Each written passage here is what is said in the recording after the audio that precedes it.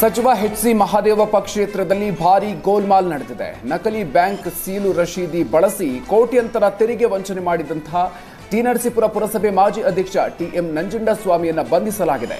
ಜನರಿಂದ ಹಣ ಕಟ್ಟಿಸಿಕೊಂಡು ನಕಲಿ ರಸೀದಿ ಕೊಟ್ಟು ಮೋಸ ಮಾಡ್ತಾ ಇದ್ದ, ಸರ್ಕಾರಕ್ಕೆ ಸಲ್ಲಬೇಕಾದ ಕೋಟ್ಯಂತರ ಹಣ ಗುಳು ಮಾಡಿದ್ದಾನೆ. ಸದ್ಯ 3,43,626 ರೂಪಾಯಿ ಹಣ ಗುಳು ಮಾಡಿರುವ ಬಗ್ಗೆ ದಾಖಲೆ ಬಹಿರಂಗ ಆಗಿದೆ. ಯತೀಂದ್ರ ಸಿದ್ದರಾಮಯ್ಯ ಆಪ್ತ ವಲಯದಲ್ಲಿ ನಂಜುಂಡಸ್ವಾಮಿ ಗುರುತಿಸಿಕೊಂಡಿದ್ದಾನೆ. ಗ್ರಾಮ ಪಂಚಾಯತಿ ಸದಸ್ಯನಾಗಿದ್ದಾಗಿನಿಂದಲೂ ಕೂಡ ಅಕ್ರಮ ಎಸಗಿರುವ ಆರೋಪ ಕೇಳಿಬಂದಿದೆ.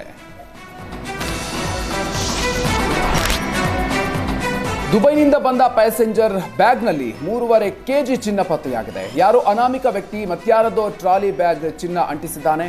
ಟ್ರಾಲಿ ಬ್ಯಾಗ್ ಮಾಲೀಕ ತನ್ನ ಅರಿವಿಗೆ ಬಾರದೆ ಟ್ರಾಲಿ ತರುವಂತಹ ಸಂದರ್ಭದಲ್ಲಿ ಚಿನ್ನದ ಬಿಸ್ಕೆಟ್ ಬ್ಯಾಗ್ನಿಂದ ಬಿದ್ದಿದೆ. ತಕ್ಷಣ ಚಿನ್ನವನ್ನ ಡಿಆರ್ಐ ಅಧಿಕಾರಿಗಳ ಬಳಿಗೆ ತೆಗೆದುಕೊಂಡು ಹೋಗಿದ್ದಾನೆ. ಇನ್ನು ಅಧಿಕಾರಿಗಳು ಬ್ಯಾಗ್ ಪರಿಶೀಲನೆ ಮಾಡಿದಾಗ 3.5 ಕೆಜಿ ಚಿನ್ನದ ಬಿಸ್ಕೆಟ್ ಪತ್ತೆಯಾಗಿದೆ. ಬಳಿಕ ಚಿನ್ನದ ಮೂಲ ಮಾಲೀಕ ಎಸ್ಕೇಪ್ ಆಗಿದ್ದಾನೆ. ಸಿಸಿಟಿವಿ ದೃಶ್ಯಗಳನ್ನು ಆಧರಿಸಿ ಡಿಆರ್ಐ ಅಧಿಕಾರಿಗಳಿಂದ ಸ್ಮಗ್ಲರ್ಗಾಗಿ ಹುಡುಕಾಟವನ್ನು ನಡೆಸಲಾಗ್ತಾ ಇದೆ.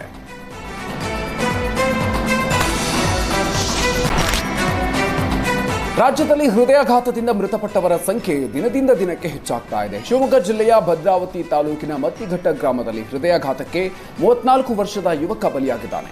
ಕೂಲಿ ಕೆಲಸ ಮಾಡಿಕೊಂಡು ಜೀವನ ಸಾಗಿಸ್ತಾ ಇದ್ದ ದಿನೇಶ್ಗೆ ಎದೆನೋವು ಕಾಣಿಸಿಕೊಂಡಿತ್ತು. ಜಿಲ್ಲಾ ಮೆಗಾನ್ ಆಸ್ಪತ್ರೆಗೆ ಕರ್ಕೊಂಡು ಹೋಗಲಾಗಿತ್ತು. ಅಷ್ಟರಲ್ಲೇ ದಿನೇಶ್ ಮೃತಪಟ್ಟಿದ್ದಾನೆ.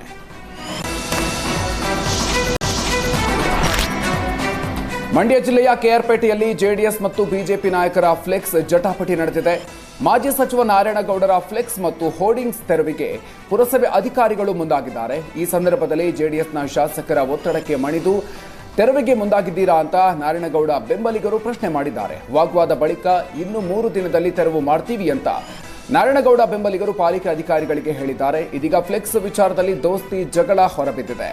ಫ್ಲೆಕ್ಸ್ ವಿಚಾರದ ಆರೋಪವನ್ನು ಶಾಸಕರ ಬೆಂಬಲಿಗರು ತಳ್ಳಿ ಹಾಕಿದ್ದಾರೆ.